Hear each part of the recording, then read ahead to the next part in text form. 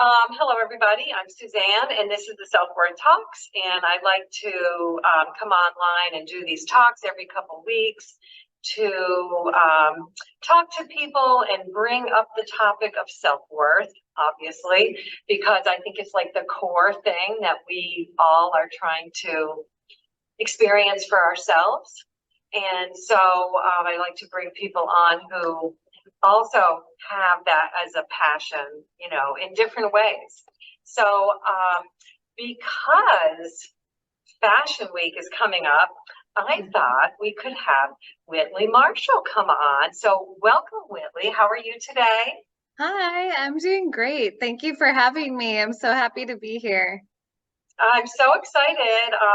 From ever since I met you several months ago and heard you talk about your idea of like redefining what beauty really means. And that comes from your past story and where that took you. I was really excited to have you on this show. So maybe you could tell us a little bit more about like where you came from and where you're at now, what your focus is. I think it's really exciting.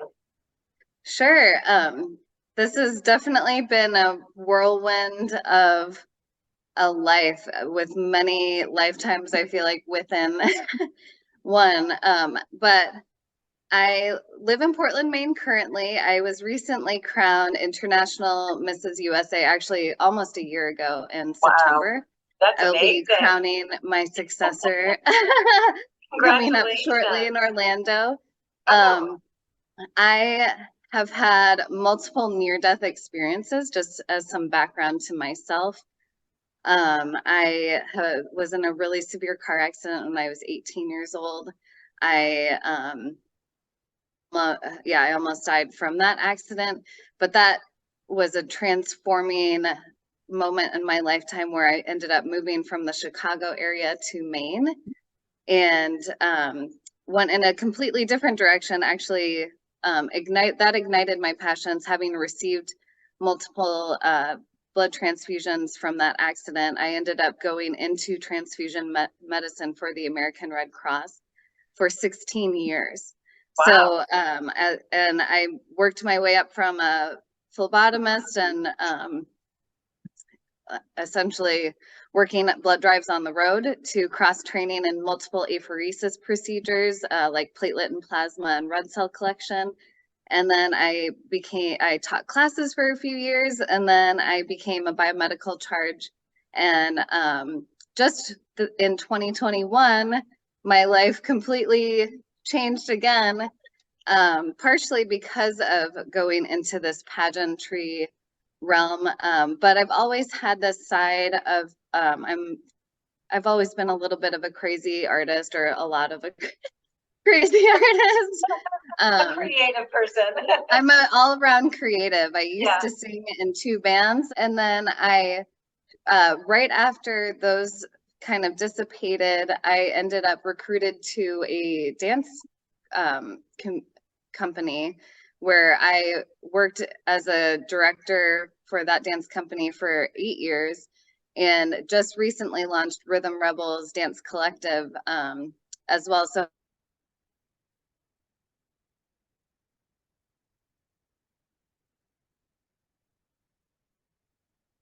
and he invited me on stage to sing. So there's still parts of that aspect. But I also, in 2021, during the pandemic, I took my personal art brand, which I had called Art Love Lifestyle, that I had been using just as my personal brand, with the vision of potentially creating a magazine down the line.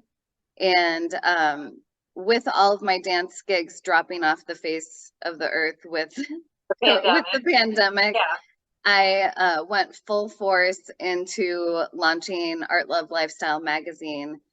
And that was a big game changer for me. And so each issue, I have a theme focused around a marker of what I call true beauty, which are beyond the physical. So the very first issue that we had was Beauty Comes in All Shapes and Sizes. The Mm. second issue was The Beauty of Strength and Resilience. Oh, And then wow. we did diversity is beautiful and compassion is beautiful. And those themes still remain as the dominant themes of the magazine with each season. And we take submissions, we do cover contests, and we encourage the readership as well as the models, the artists, the photographers, the designers involved to be part of that cultural conversation by submitting something within that theme, whether it be a story, a short statement, or a quote that's meaningful to them within that theme and what true beauty to that means to them. And so that has opened up a whole slew of opportunities from the International Mrs. USA Crown to I'm going to be producing a New York Fashion Week show, a True Beauty Expo and fashion show in September, and I'm super excited about that. I'm going to be launching my very first designer line as well. And amazing. What's your designer line? All different kinds of clothes? So I'm doing a lot of very art-based, like once you see it, you'll be like, oh, this makes sense.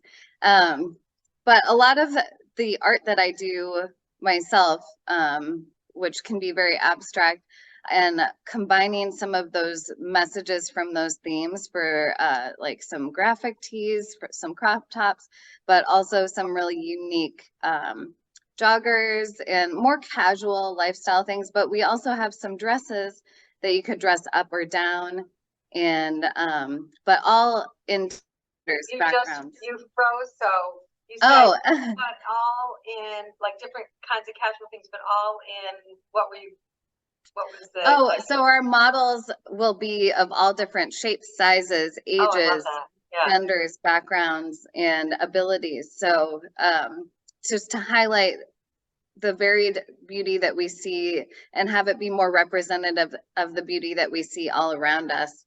I love that. Yeah, and just emphasize the beauty within, because authenticity to me is the most beautiful thing that you can represent, and everybody has something within themselves beautiful, and we all have something to share with one another and learn from one another. I love that. I imagine in the pageant world there's a lot of stress about that, a lot of people wanting to look a certain way, but that's how it is everywhere. Like, so I think that's just maybe a reflection too of what especially women go through, like in terms of owning their own beauty. And have you seen the pageant world changing a little bit with a broader focus on beauty, or what have you noticed? I do see gradual shifts within the pageant community. There's still high pressure around things like weight, around what we consider fitness, which isn't necessarily to me actually any like what you look like does not necessarily equate to your fitness level, for example. Or what size you are doesn't equate to a fitness level. None of that translates to true beauty, in my opinion. But with that said, I do see some major players that are helping shift that game. And I also see that small influencers can make a huge difference. I've seen that with myself. I would have never expected being able to go into a fashion direction and have it scale so quickly in the way that it has. So there's really, I believe, hope within the industry. And ever since the suicide of Chesley Christ within the pageant community, she was the former Miss USA 2019. That has really launched some incredible things. Specifically, there's a program called Still She Rose, which is a wellness program for women in pageantry and women leaders. Oh, wow. So that's really been a huge, amazing thing. I actually recently, about a month or two ago, was selected as a new ambassador for the Still She Rose Wellness Program. So I'm super excited about that as well. because I really do see how that is helping shift some of those attitudes. And it also goes across all different pageant brands, not just specific to one specific pageant brand like many other projects are. So, but we need all of those. So that's what I do see it happening, but we need people taking risks from different sides of it, from within leadership, from risky, like people who might not feel like myself, who didn't really feel like I fit that pageant stereotype of body, or because I've also gained and lost 70 pounds. I have permanent stretch marks, permanent cellulite. But again, like I had to just come within myself and recognize that maybe all of the reasons I thought I didn't fit into that box are exactly the reasons I needed to step into that realm. So, because unless people take risks, there's always going to be a risk there. So, but I mean, they selected me, so exactly. So it's changing. Yeah, I mean, timing. It is that time, I think, across all platforms right now where people are valuing the individual person, who they are, what their strengths are, their whole self, and really asking them to show up in all different places and not just disappear behind, what people say you should look like or what you should be doing. So exactly. And that honestly happens on all levels, like especially having been different weights and sizes and shapes. I've had different hair textures, colors. With each of those, you have people who are hypercritical from, like, for example, when I lost weight and it was like in a healthy manner, but like you get the criticism like, oh, she's sick, or like you're too skinny. I would get that a lot. Like, this is too much. You've gone too far. But it's like I'm a personal trainer, so it's not like I was doing anything in an unhealthy way. I was just working out very regularly because I'm also coaching other clients. But I also would see that in the other direction, just how people treat you with fluctuations, even because I naturally fluctuate up and down like we all do, because we're all mammals and we're supposed to go into hibernation in winter. But do you just see these different standards play out where around these beauty standards that we've been conditioned to see throughout history? Like, this goes back like before the Victorian era, probably as far as humanity, because some of it is just also, we all want to see the beauty in things. It's when we put labels on things as beautiful or not beautiful that have really shifted the perception and our conditioned societal conditioning around that ideology. But I really would love to just see that continue to expand and continue to see people breaking those glass ceilings. And we've seen it even recently, like we were talking about pageant are wheelchair bound. So, and placing in the top 10, that's a huge deal. That's big. Yeah, so there's things are happening. Yeah, I love that. Oh, have you seen the movie Barbie? I haven't yet, and I cannot wait to see it. I know, I need to see it too, because my daughter was saying there's a real feminist slant to it. So I'm just gonna ask your opinion about it. I can't wait. I really can't. We're doing a whole Barbie theme also around the like fashion show, as far as like our VIP badges. There's going to be some Barbie backdrops.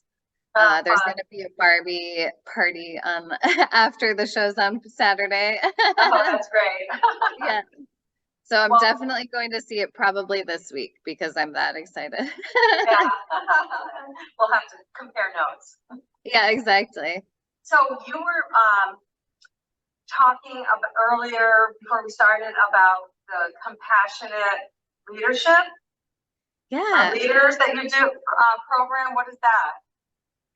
Yeah, so in 2019, together with someone who I consider like a brotherly figure from Rwanda, his name is Patrick Kiruhura, we co-founded the World Roots Culture Exchange and launched the Compassionate Leadership Project with the aim to unite people around the value of compassion in order to make everyday decisions for the everyday leader. And so to me, leadership, as we had talked about earlier, everybody really plays a role as a leader in some way, whether you're a leader within your friend group, within your home, with your family, in the workplace, if you have a pet.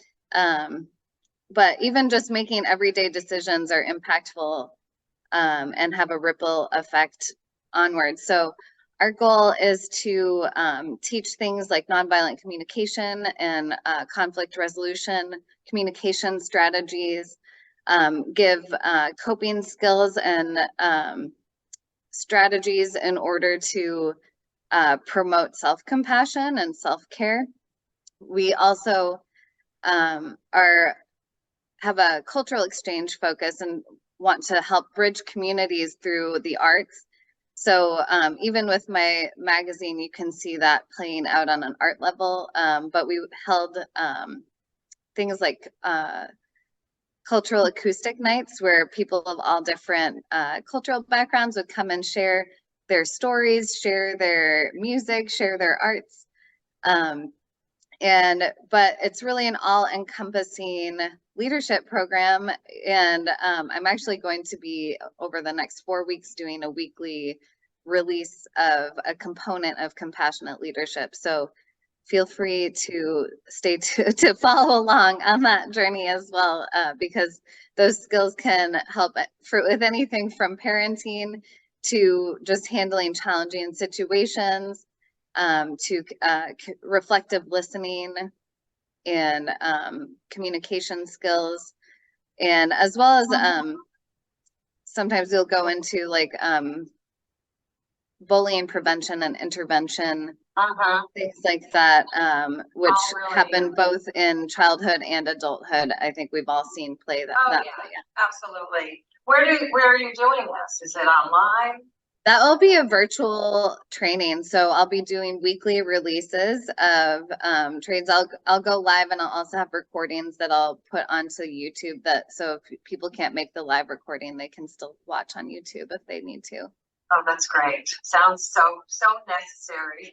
And the idea of like compassion and beauty, like self-compassion and compassion toward others. When you have that, when you're in that state of mind, you see the beauty in people. Exactly. More, in yourself and in other people. So it really goes hand in hand. And in it really plays out to animals. It plays out to how we think of our environment around us.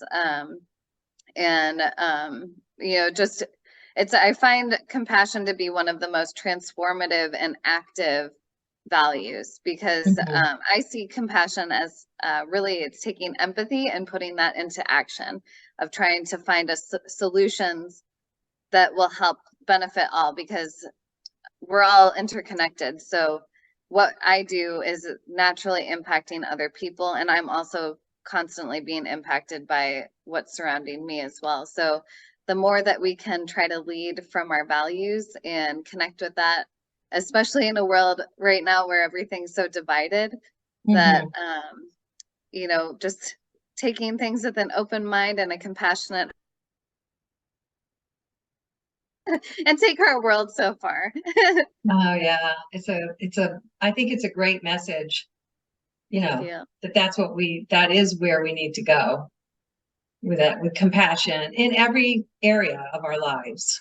I really see it as a solution toward everything, because if you're using your judgment to use compassion as the value that you're filtering everything through, you know, you'll find an answer for everything if you put it through the compassion filter. Yeah, I like that. I like that. What is the definition of compassion? Do you know? Oh, the definition of compassion. Well, to me, I would say it's empathy in action. Empathy in action. Okay. Yes, I don't have a textbook definition in front of me, so, but it's an action. It's not just a belief system. right, exactly. Right? It's trying to alleviate the suffering. I believe that this is part of the actual definition, is to empathize and try to alleviate the suffering of others.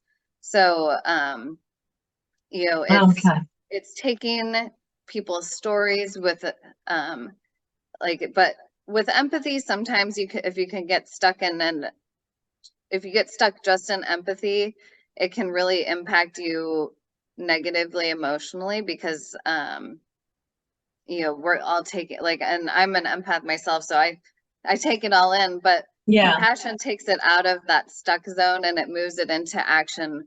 And it doesn't necessarily mean even like you have to take action. It's just having that heart of wanting to find solutions to alleviate the suffering.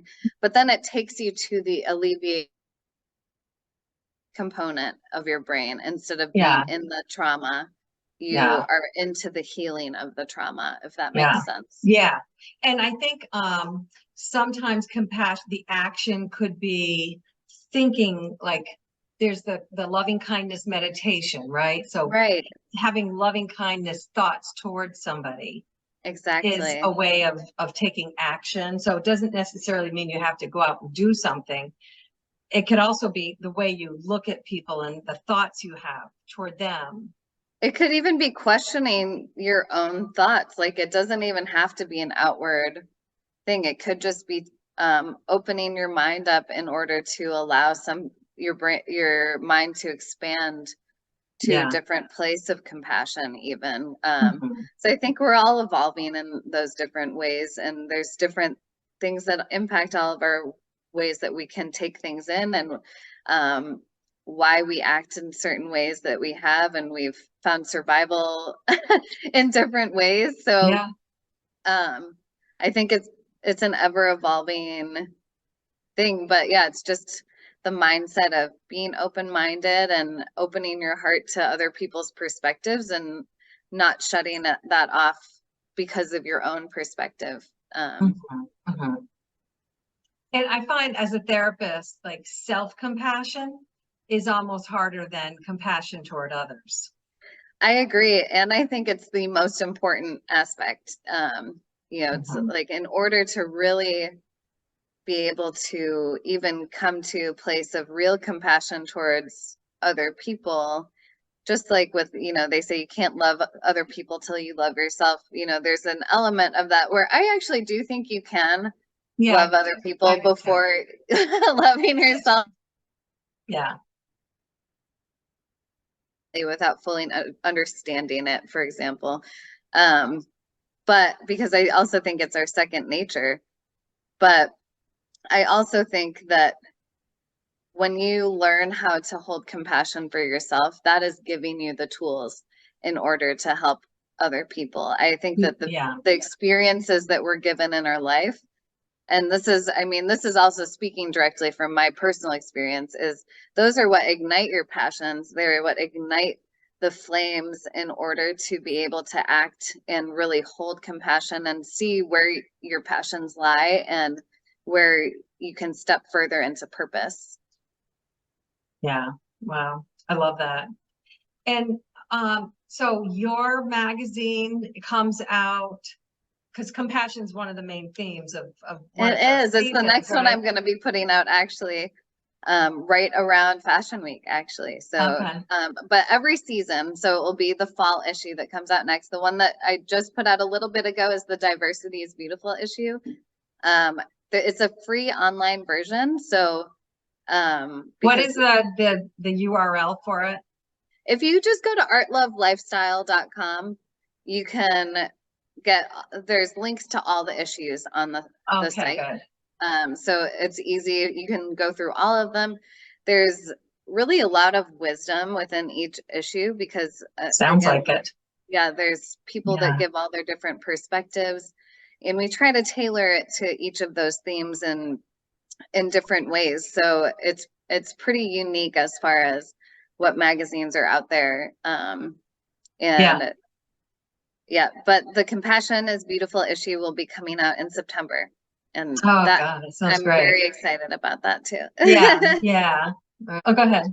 Oh, I just saw my internet connection is That's okay. unstable. Don't worry about We just it. got a downpour here in Maine, like all of a sudden. So this weather is the craziest. This is the craziest summer, and I don't think it's going to keep doing this. But it's unfortunate, but true.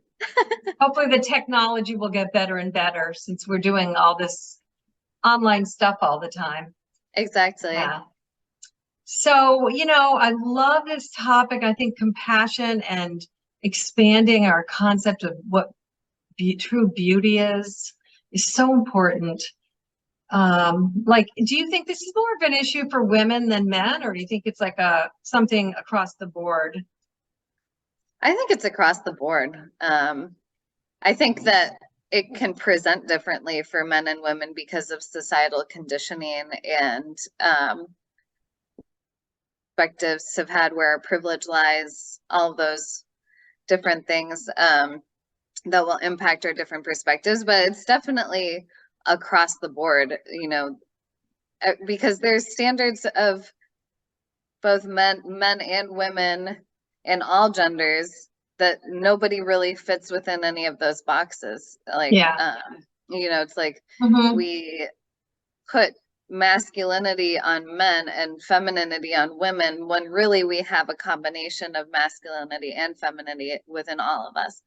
So, and it just is different levels of all of that. So peeling back the layers and uncovering how that has impacted our whole society, how it's impacted our view of beauty, how it's impacted fashion, how it's impacted, even like the everyday things that we need at the store, how they tweak it to us. There's a lot of layers that go back, but, I also, as you know, I think that we're all connected. So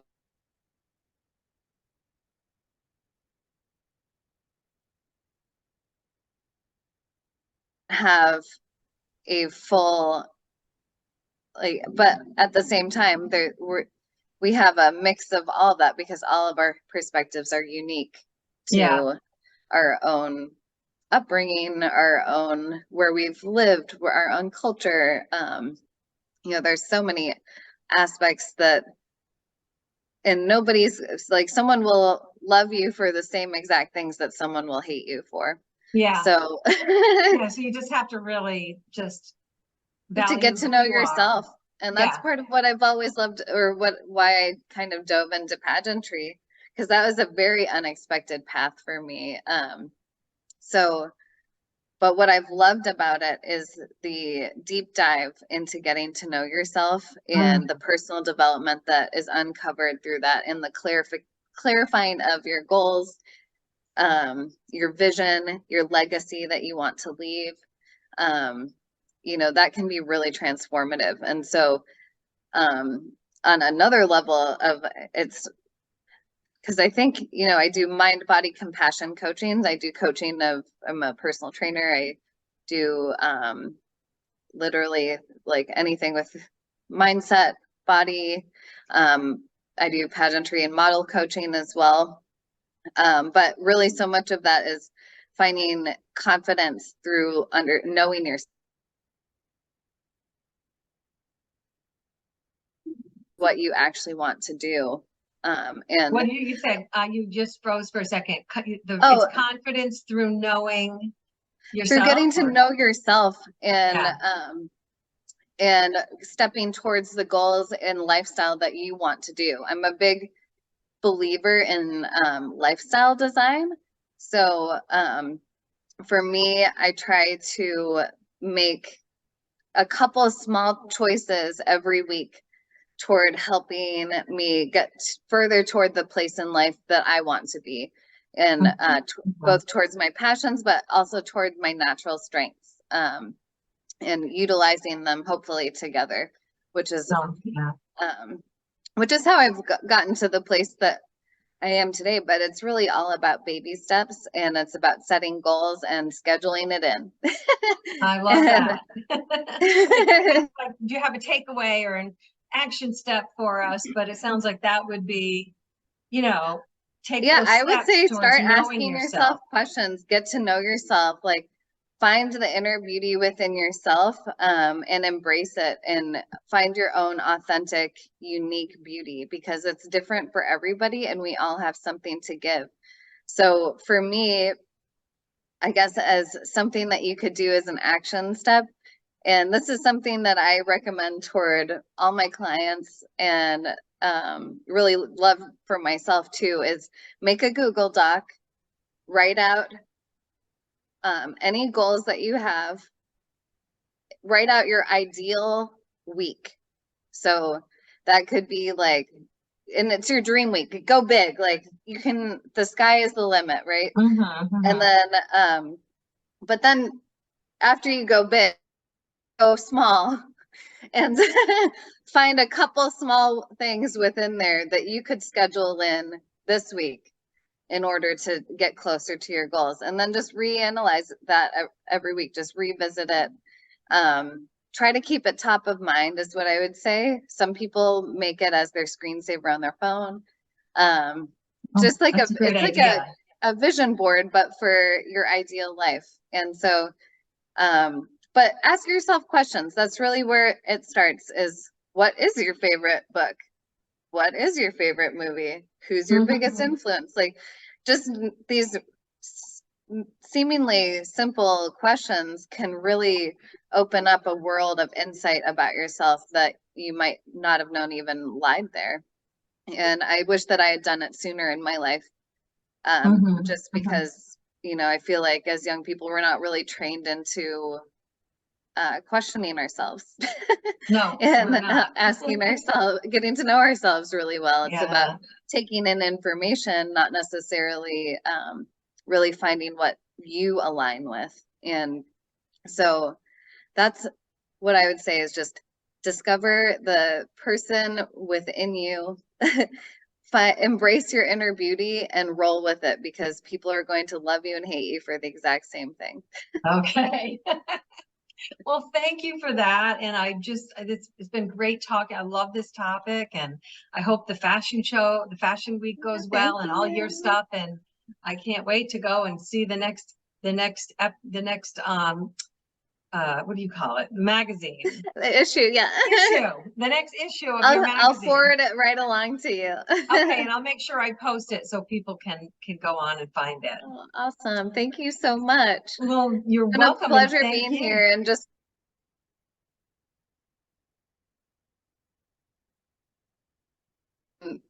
thing to get out there, and again, sharing perspectives is power. So I really appreciate what you were bringing to the world. Thank you. Thank you so much. Okay. Bye, everybody, and we'll see you next time.